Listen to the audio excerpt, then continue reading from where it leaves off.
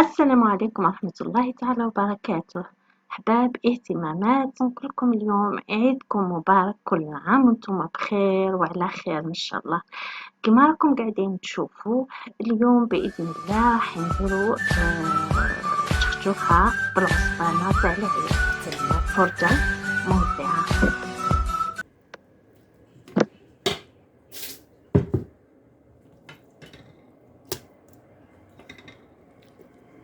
راح نضيفوا عليها، عندي هنا زوج حبات بصلة كما راكم قاعدين تشوفوا.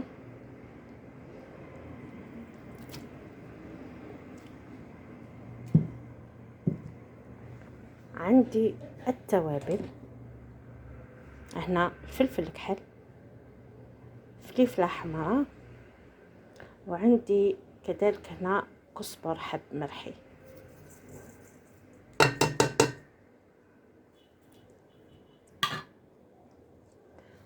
هنا كما راكم قاعدين تشوفوا راهي شويه ثوم مرحيه، شويه زنجبيل، وعندنا كميه من الملح بيان سور حسب الذوق.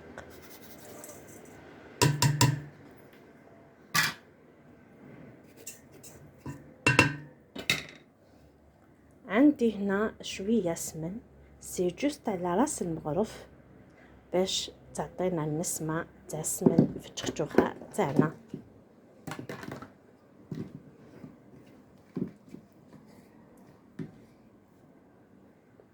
اعذروني حباباتي، يد حاكمه التليفون ويد نخدم بها.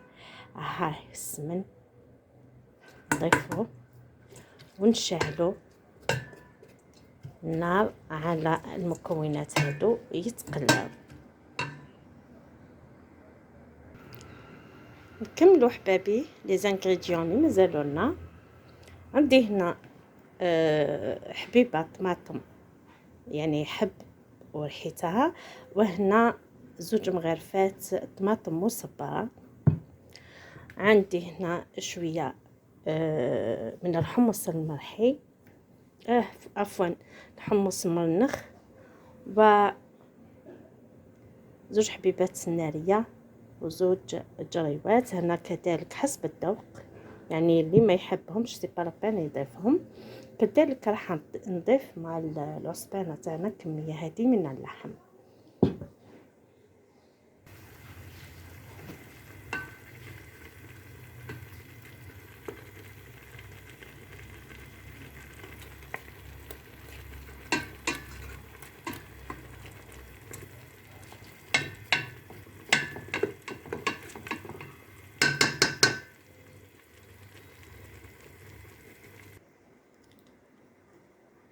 درك احبابي راح نضيفوا الطماطم، لكن راح نحيو هذا القرن تاع الفلفل حتى تكمل تقلى، ونحطوه مع الحمص بعد ما نمرقو.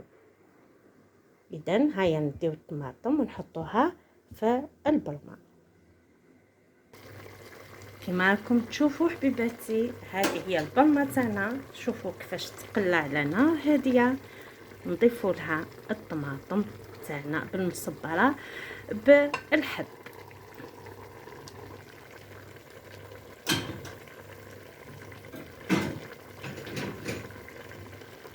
بيان سور ندخلوها في المرقه، نحركو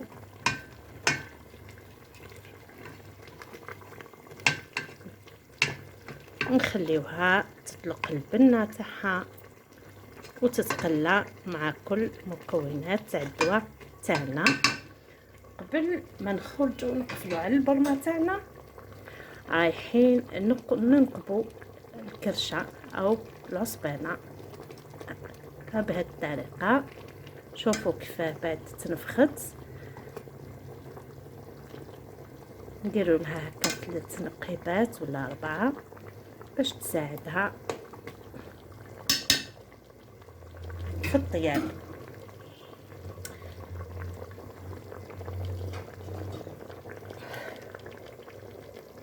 نعاودو نغلقو البريمه تاعنا ونخليوها تتقلى.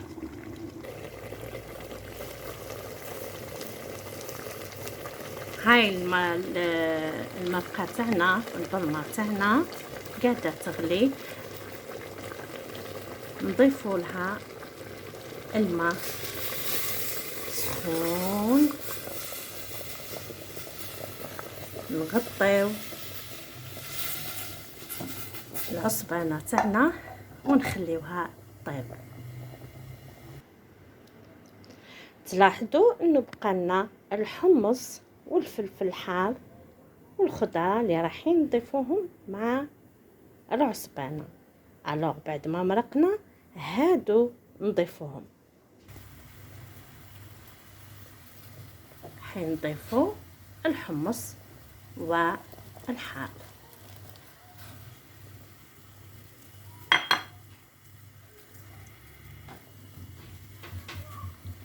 ونضيفو تاني الجريوات والسنارية.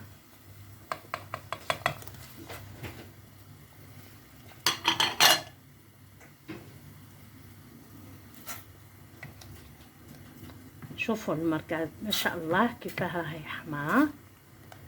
نغلقوا عليها ونخليوها طيب على غدها. ما نقول لكمش الرائحة ما شاء الله تبارك الرحمن.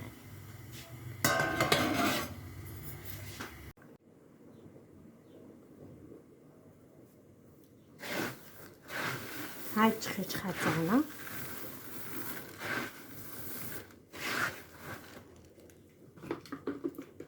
نسبكوها 2 مغرفات زيت،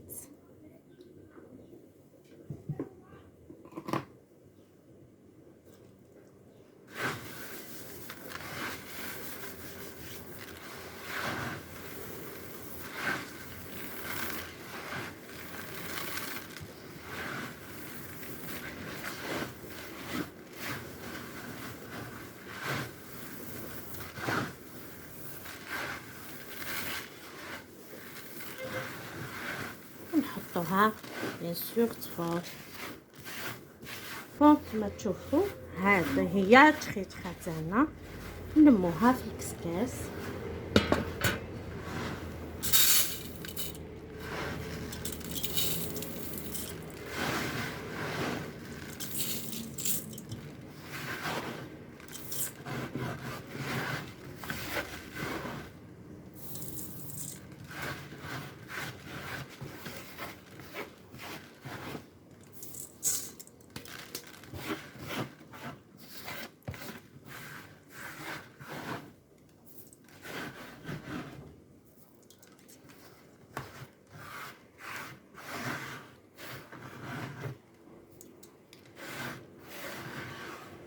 ونحطوها تصفر.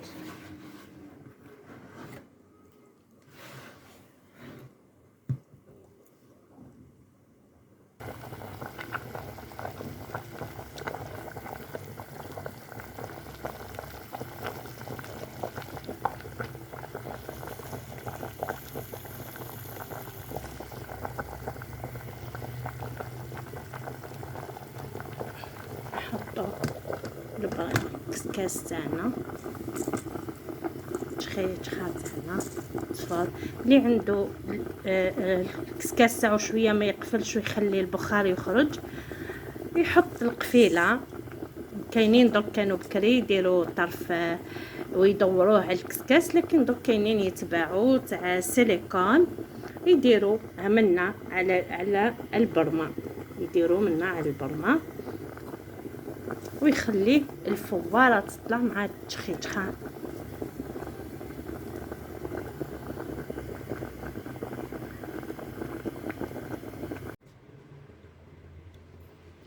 كما راكم تشوفوا كيف تاعنا فارت. هذه التفاره الاولى.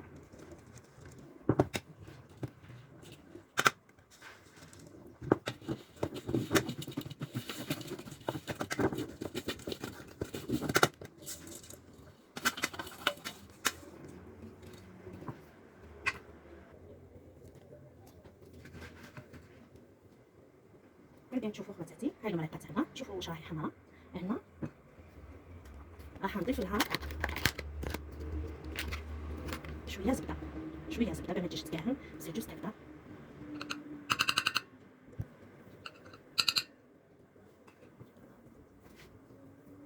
راح نزيدوا لها كذلك مغرفه من الطماطم. يعني تشكتوخا سيرتو العصبانه تحب تشكتوخا حمرا مليح.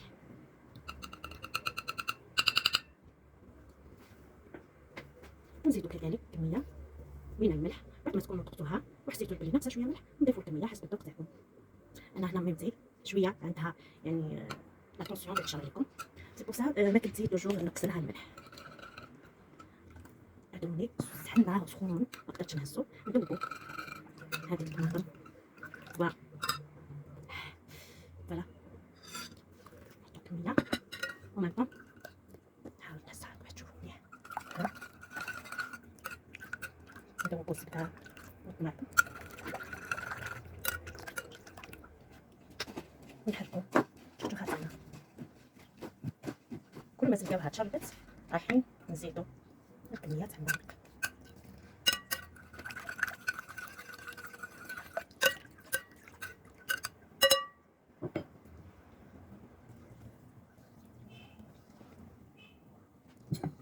يعني عينك ميزانك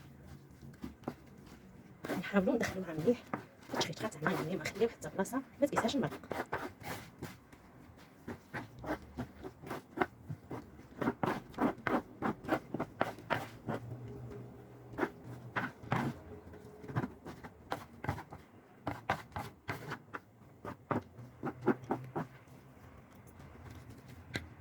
مازال سخونه ما نقدرش نستعمل يدي نستعمل هاد الملفات تاع الحطب تاع الخشب.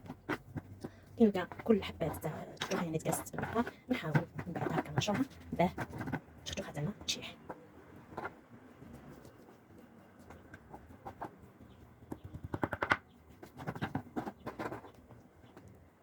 اذا التفاحه تنشرت على المساحه كامله تاع الكسعه تاعنا وهذه الطريقه التفاحه تاع جامي تتعجن بوكو بلوس لي بات نخافوا منهم ولا تعجن. اذا هاي تشربت المرقه وننشروها بهذه الطريقه ونتركوها تشيح.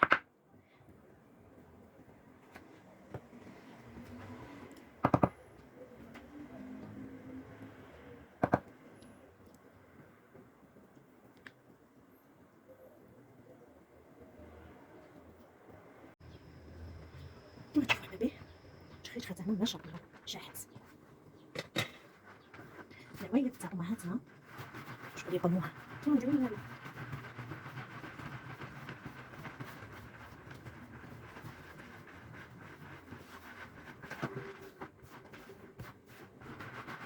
شوفوا انا شربت المرقه ما كاين والو في الدير انا قعدت ولا حبه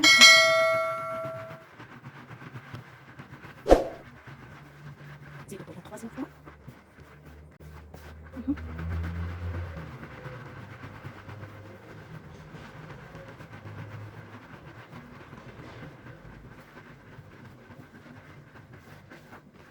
نجيب الكسكاس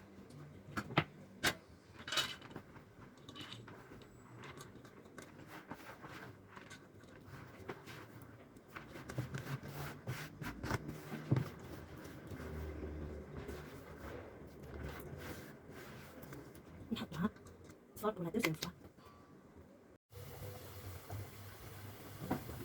نحطو كسكاس التشخيط تاعنا صفار المرة الثانية. شوفوا اللون تاعها يا البنات ما شاء الله ما ندخلها الطياب.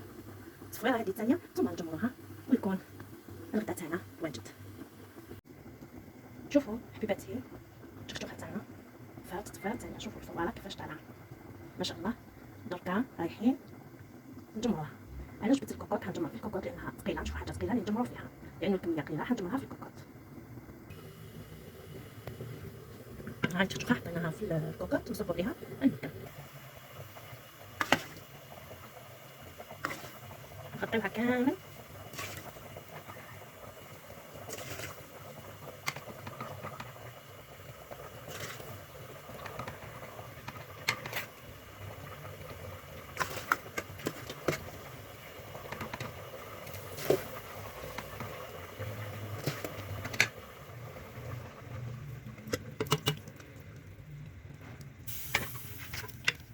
شفتوا شعلوا عليها التفل ونخليوها تتجمر.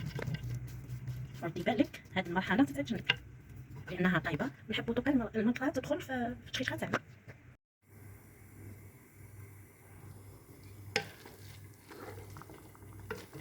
كي شربت بعد المرقة نحاولوا نحركوا بشوية.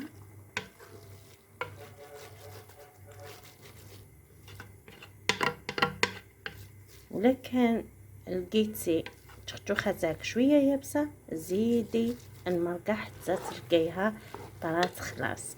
انا ديجا هاد التخشوخه في التصويره الثانيه نقدر نقول لكم طابت، سي بور سا ما كثرت لهاش المرقه في التجمار. نبقاو نحركو باش ما تخلطش على الجناب، عفوا ما تلصقش في الجناب. وبهذا تكون التخيتخه تاعنا راهي واجده للاكل.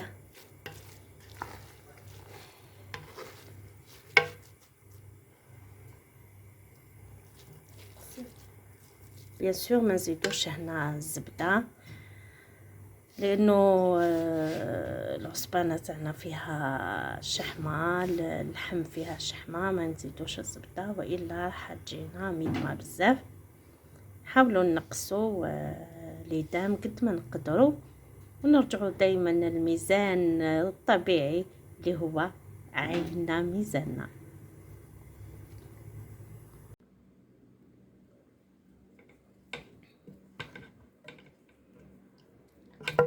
بسم الله ما شاء الله.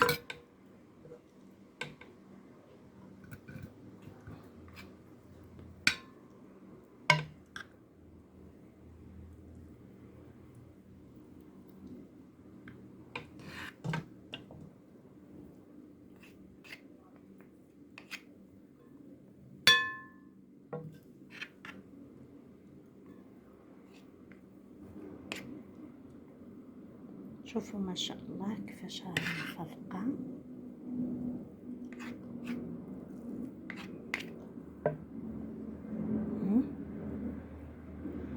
ان شاء الله تكون هاد الطياره تاع الحجاج، لانه الدفعه الاولى بدات تهبط البلاد، ربي يتقبل منهم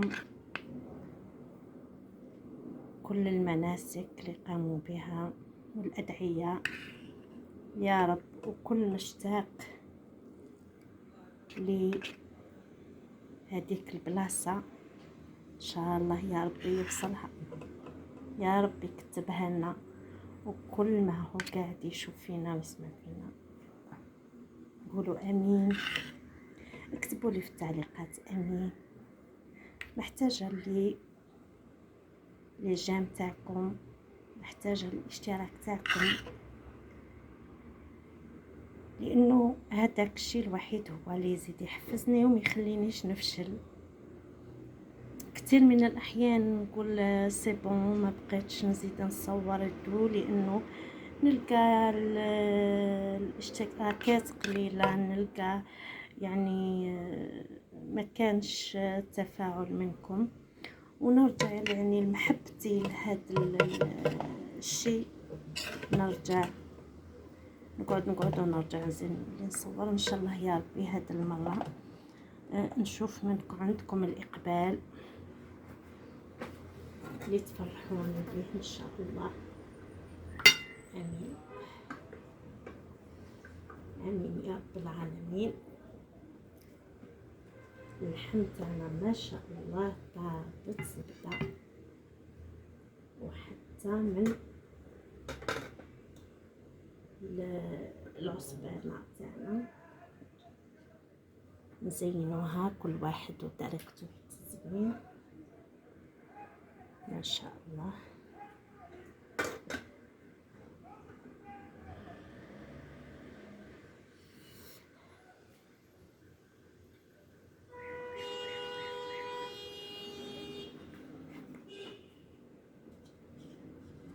ما شاء الله تبارك الرحمن.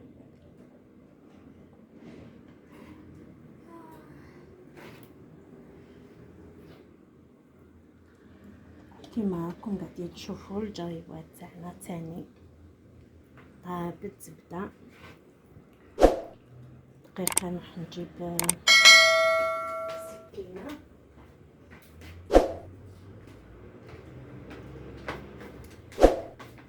أول حاجة يا البنات كي ديروا العصبان ما تنساوليش الخيط اللي خيطنا به.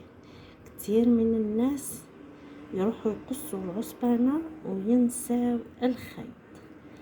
اجبدو هكا راهو يتسل كامل، ها تسل كامل الخيط كامل اللي خيطنا به. ها نهزو دوك العصبانة تاعنا ونحاولوا. شوفوا ما شاء الله زبدة زبدة يا البنات. هوب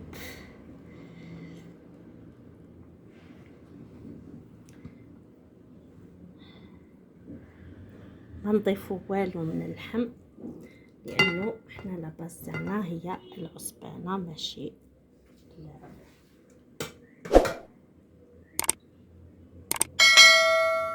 تحكميني هكا. بسم الله بسم الله.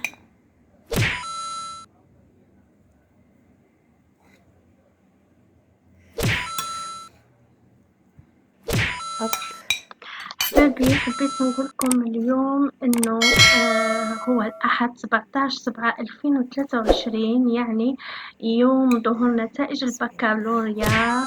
وأنا قاعدة نمونطي في هذا الفيديو سمعت الزغاريت وصلتني أخبار نجاح فرحتني. لهذا حبيت نضيف هذا المقطع كعربون محبة وفرح لكل أبنائنا اللي اجتازوا هذه الخطوة المهمة اللي هي البكالوريا. نقولكم ألف مبروك كل واحد باسمه الخاص، رزان، ملك، أمين، فيصل وأسماء كثيرة. واللي ما كتبلوش ربي إنه يجتاز هذا العام فيكون متأكد إنه ربي سبحانه راهو خلاله الفرحة، وإنه ربي سبحانه خلاله الفرحة للسنة المقبلة.